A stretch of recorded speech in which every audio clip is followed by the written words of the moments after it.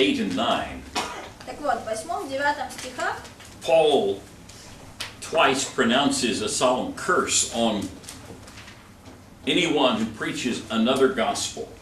Павел 2 раза произносит анафему на тех людей, которые проповедуют иное Евангелие. What Paul is asserting is that God has only one message for doomed sinners. И вот Павел здесь говорит о том, что у Бога только одно послание для грешников. And that is, he offers salvation by grace through faith.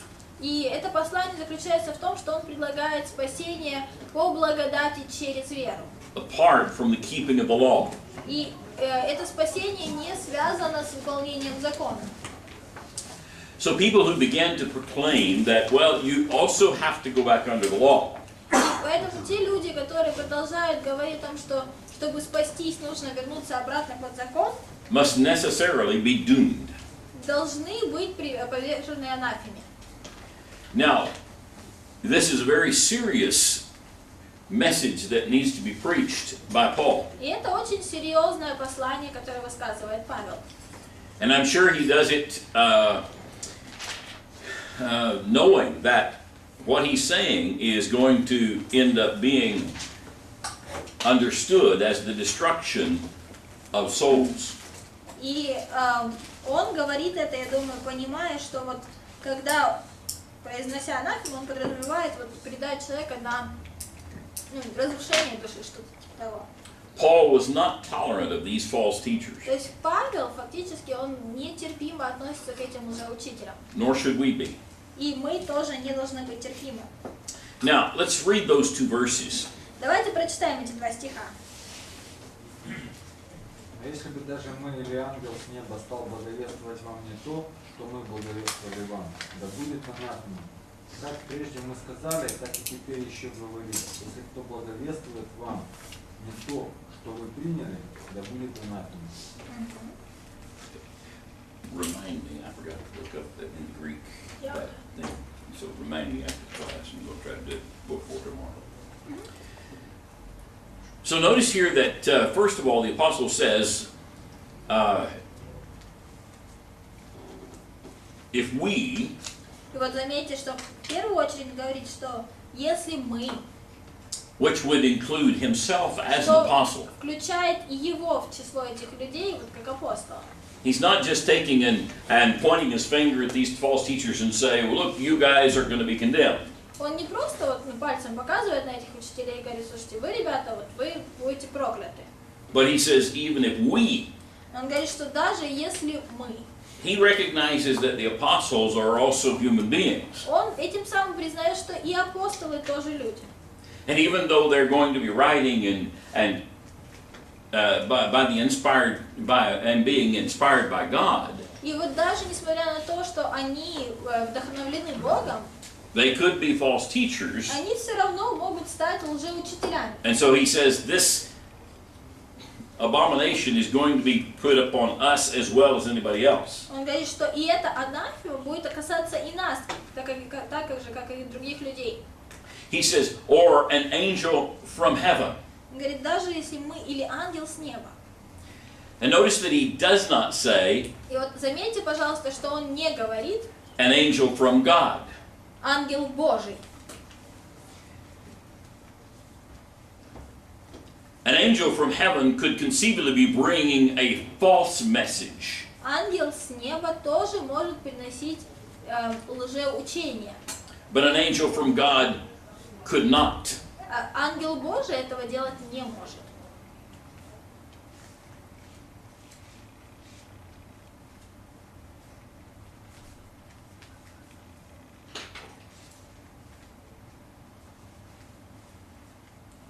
The uniqueness of the gospel message is very, very clear. И уникальность вести Евангелия очень понятна.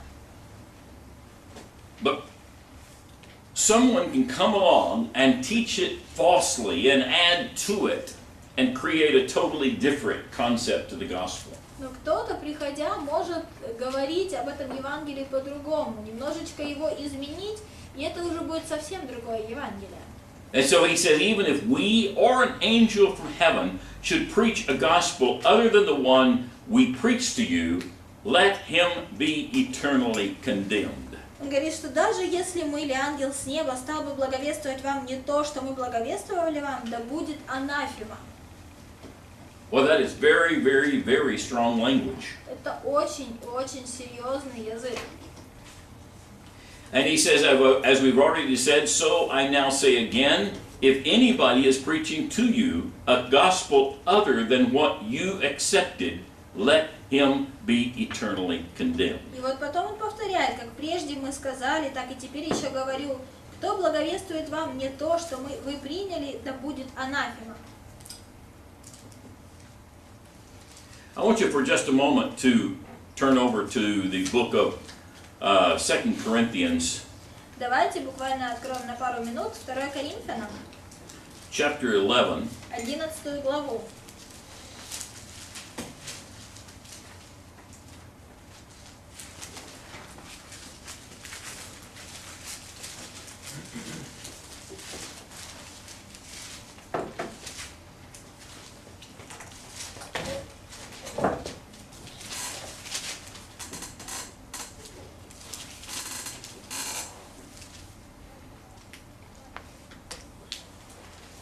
Let's just begin in verse 3. Из 3 стиха начнем читать. Oh. Of chapter 11, 11 verse 3, And that's it. 2 Corinthians. Yeah. I'm just asking if that's going to be just one verse or more verses. More verses than that. But. Давайте начнем с 3 стиха. Но боюсь, что вы как змеи хитростью своей прельстил Еву, так и ваши умы не повредились, уклонившись от простоты во Христе. Ибо если бы кто, Все, пока хватит. Okay. Yeah, first of all, I just wanted to see verse 3. Я просто хотела начать с 3 стиха, а потом еще прочитаем. Here he's also concerned about the Corinthians, that somebody's going to come in and lead them astray from their very sincere devotion to the gospel of Jesus Christ. И вот здесь он беспокоится о коринфянам, чтобы кто бы не пришел и не увел их от вот их посвящения Иисусу Христу. And so he continues in verse 4, И вот продолжает в 4 стихе. if someone comes to you and preaches a Jesus other than the Jesus we preached, and if you receive a different spirit from the one you received, or a different gospel from the one you accepted, you put up and you put up with it easily enough. Говорит, ибо если бы кто пришед, начал проповедовать другого Иисуса, которого мы не проповедовали, если бы вы получили иного духа, которого не получили, или иное благовествование, которое не принимали, то вы были бы очень снисходительны к тому. Now, the reason I bring this up is he has a very similar fear for the Corinthians as does he what he has with the Galatians, although the Corinthians have not taken it so far. И вот я почему это говорю? Потому что у него есть вот это опасение по отношению к Коринфянам, такое же, как и то опасение, которое он высказывает Галатам, что, но тем не менее, вот его опасение еще не оправдалось в Коринфе. But it does indicate that someone could come in and could teach something different from what they had originally received. Но он говорит, что есть такая возможность, что кто-то придет и будет учить их тому, чего они не приняли, или чего-то нового. And one of the concerns he has for the Corinthian brethren is that they will easily put up with И this. вот он переживает о коринфянах, о том, что они готовы принимать все, что угодно. And he's encouraged them not to put up with this, И он поощряет их не принимать все так просто. but instead to stay with the teaching they had already received. Но вместо этого оставаться в учении, которое они уже приняли.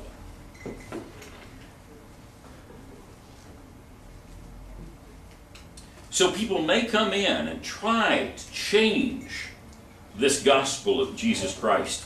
И вот люди могут прийти и изменить это Евангелие Христово.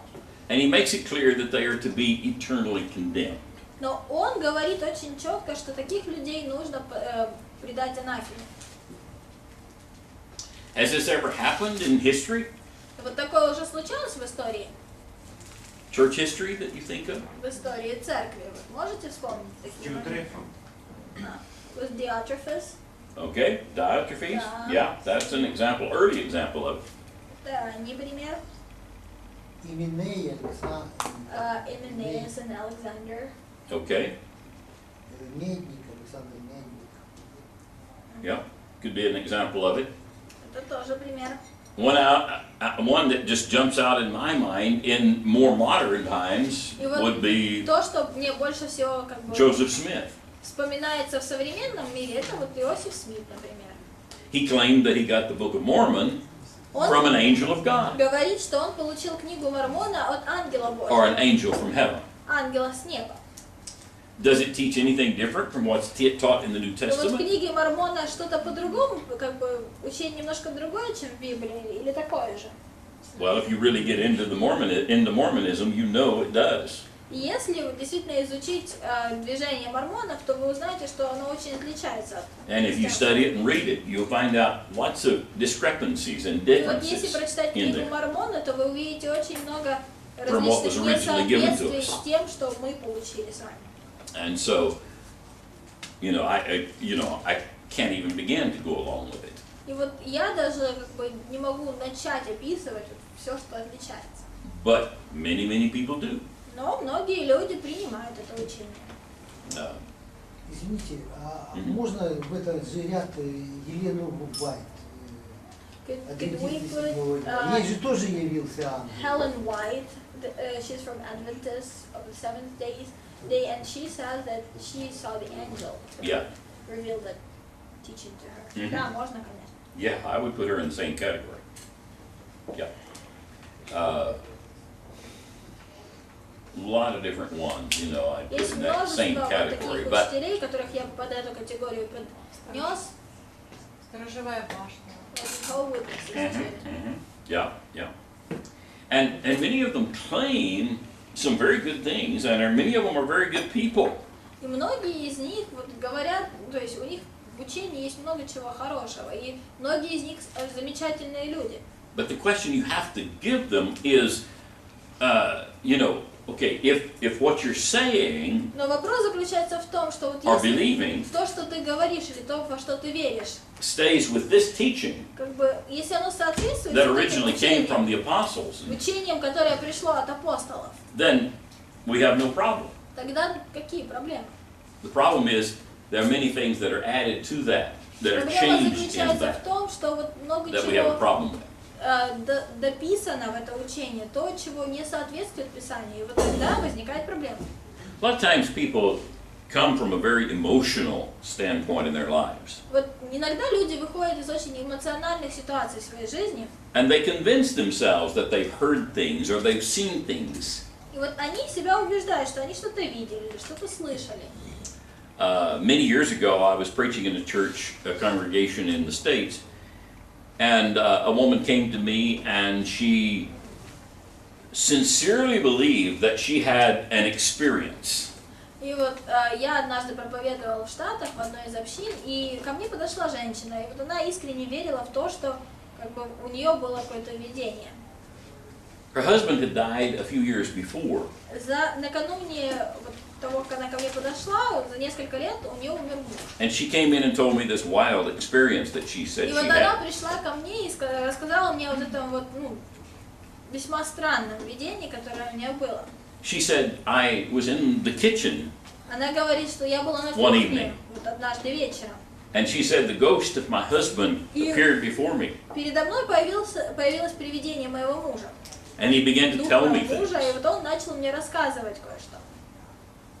I could have talked till I was blue in the face, and I would never have convinced her that she didn't experience that. Я до посинения мог бы ей пытаться объяснить, что ничего такого с ней не было, то есть что она себе это придумала, но это бы толку никого не дало.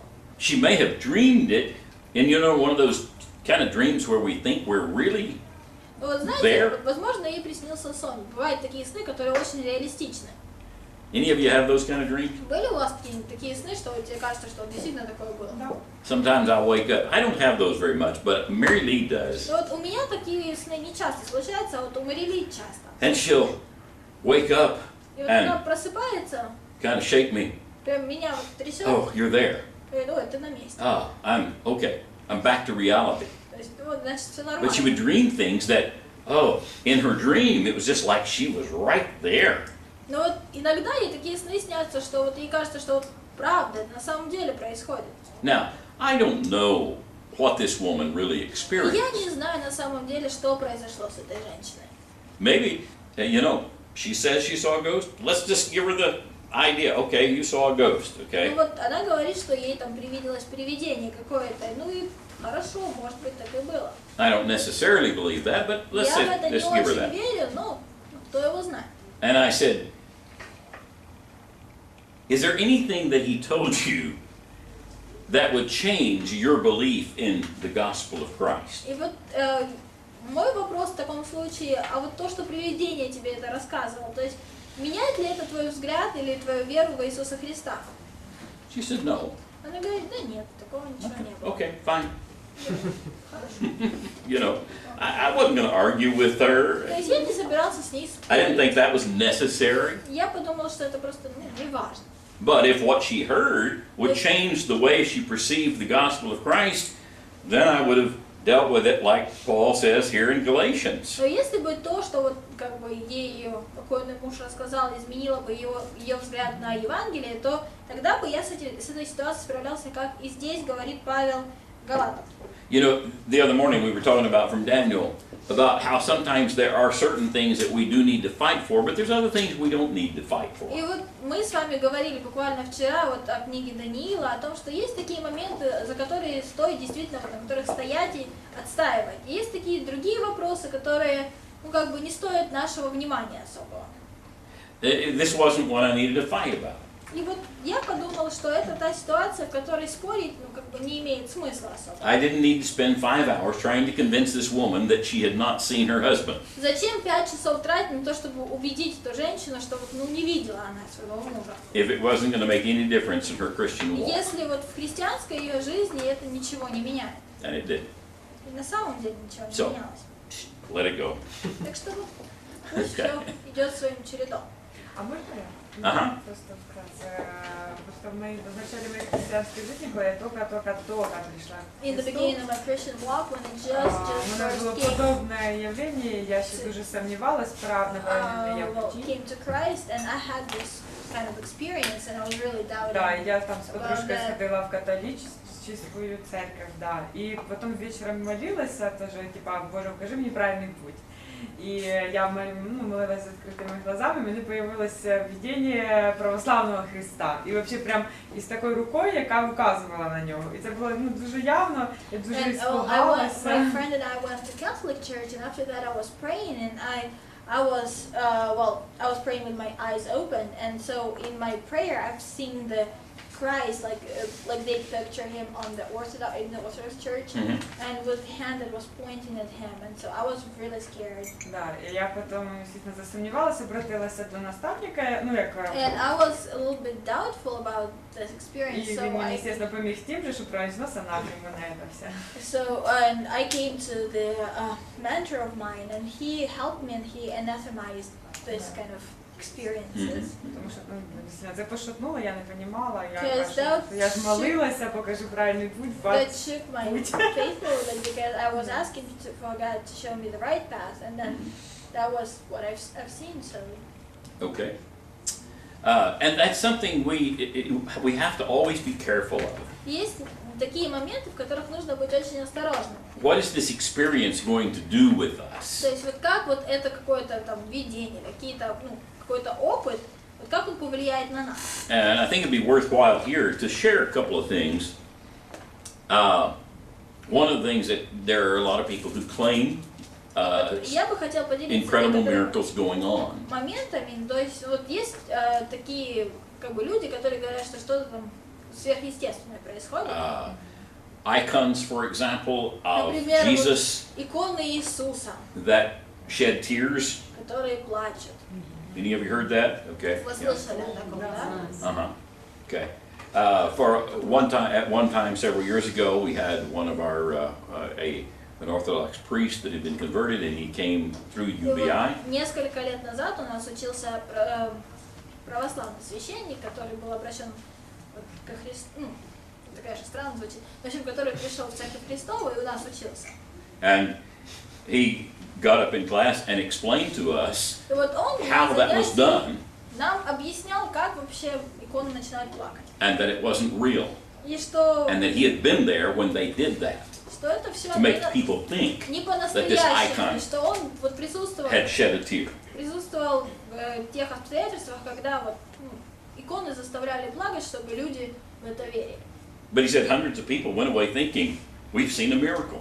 Но вот сотни людей, после того, как они увидели вот это так называемое чудо, ушли полностью уверены, что это правда чудо. But he said the whole thing had been orchestrated by the Но он priests. говорит, что все это просто было вот придумано священниками. So you have to be careful of what you experience and make sure you try to focus on the scripture and what the scripture says. Нужно быть очень осторожным относительно того, вот какие там опыты сверхъестественные в вашей жизни происходят, и сопоставлять это с тем, что говорит Писание. If we let our emotions lead us, Потому что если мы будем жить согласно эмоциям нашим, we can get into real trouble. мы можем попасть в серьезные неприятности. Let me tell you a quick story that happened to my dad. Расскажу вам вот историю, которая произошла с моим отцом. And my dad used this to teach me as a young man Вот воспользовался этой ситуацией, чтобы меня научить как молодого человека. that your emotions can be emotional even based on sometimes things that are not true.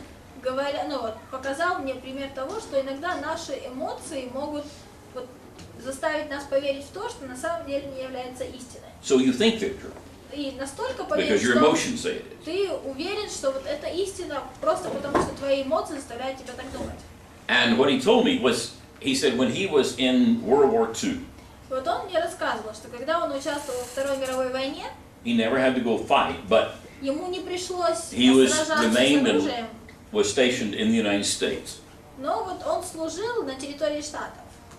Well, one of the parts of his job И вот отчасти его работа заключалась в was том, if they received a message from the War Department that someone had been killed, если он получал вот, телеграмму о том, что кто-то погиб на поле боя, it was his job to take that and go and speak to the family. его задача была в том, чтобы вот эту новость донести семье, погибшего солдата.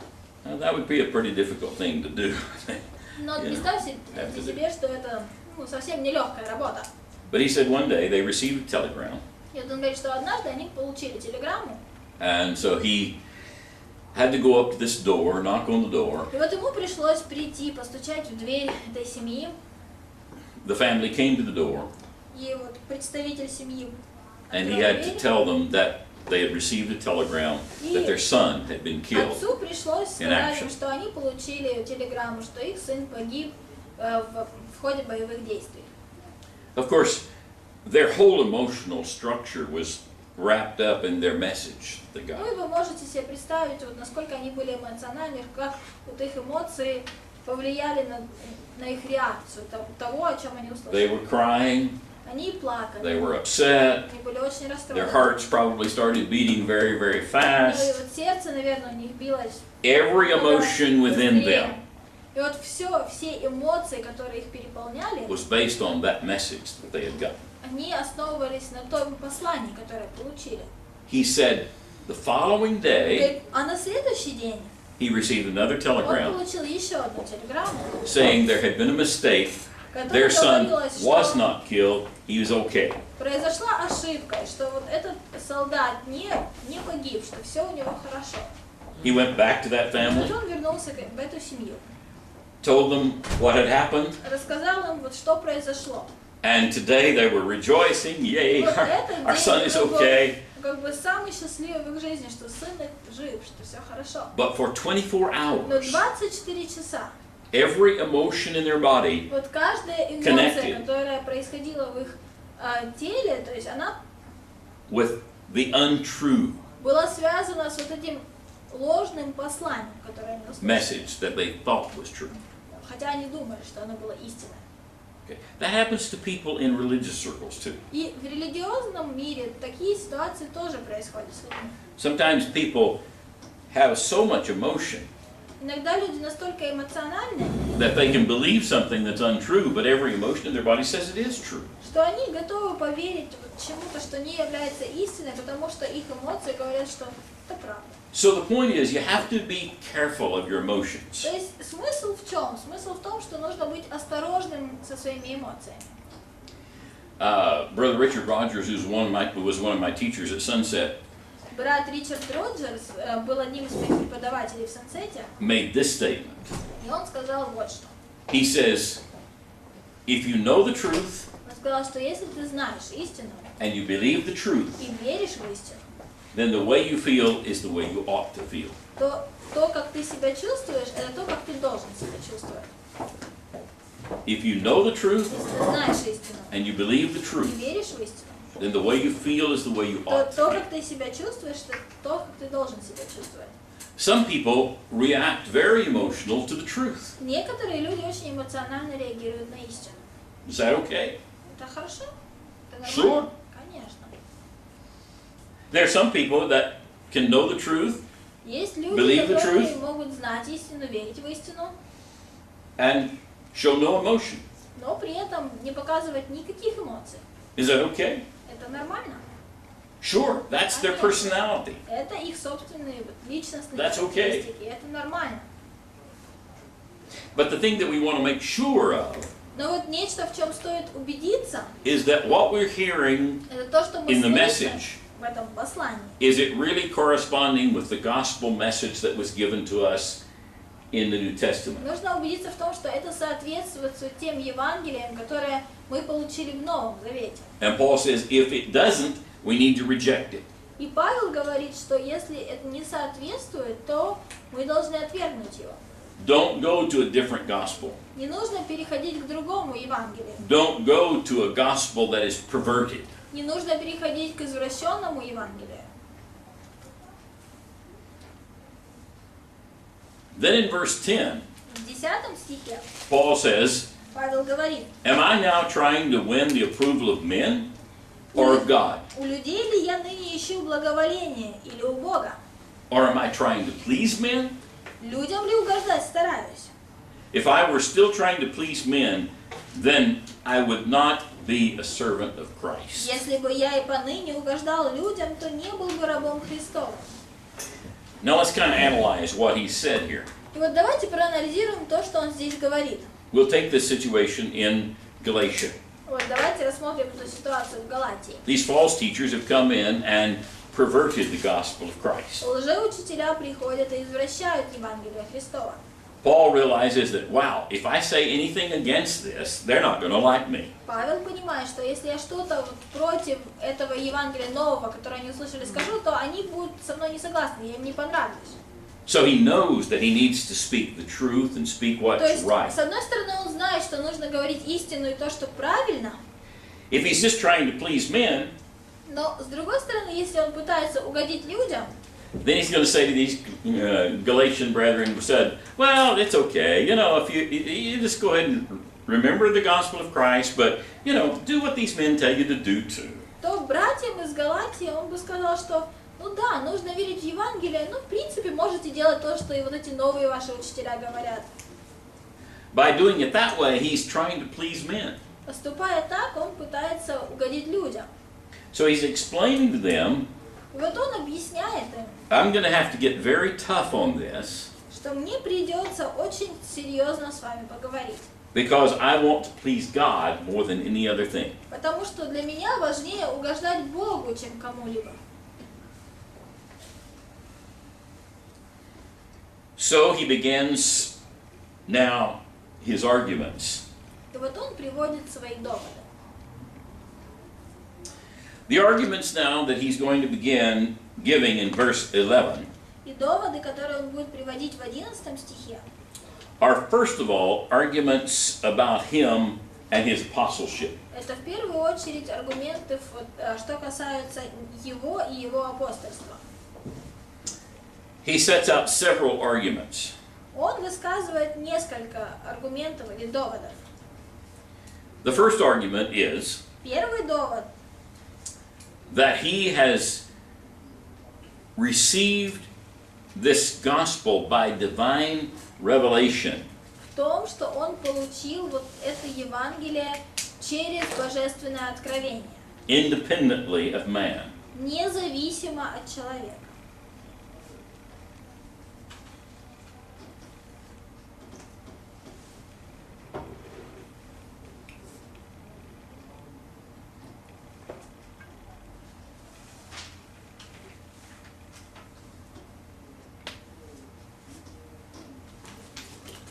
Now, I want you to begin to understand some of the logic here. Я хочу, чтобы вы немножечко вот прониклись логикой в этом вопросе.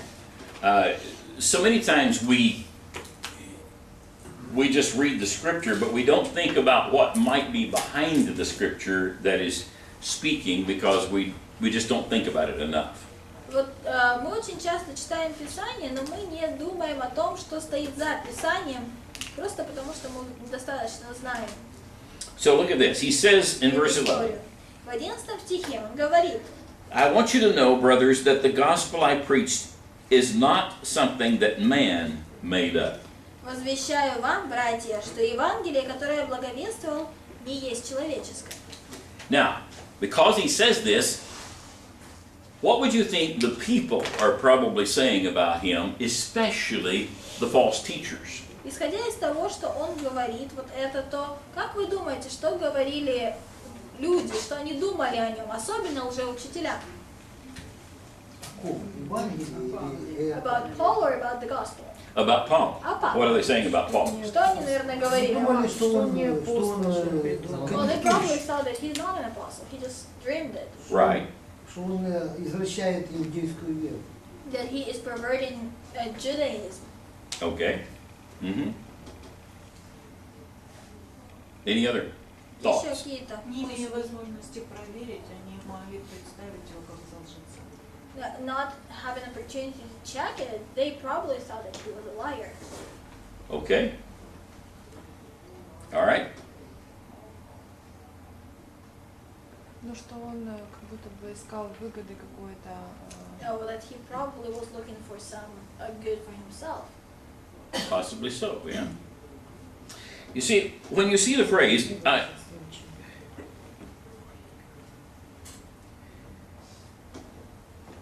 the gospel I preached is not something that man made up. Возвещаю вам, братья, что Евангелие, которое я благовествовал, не есть человеческое. These false teachers are saying, Paul's just a man. Эти лжеучителя, скорее всего, говорили: да Павел-то просто человек. And as a man, he's either making this up himself, И вот, будучи человеком, он или просто сам придумывает, or maybe he's talking to other people либо общается с другими that are людьми, just men которые тоже просто люди, that have made it up. которые придумали это вот послание. So you must not listen to Paul. Поэтому вы Павла не слушайте. You need to listen to us, because our message is that there is Christ, but there is also Moses, and you better obey Moses.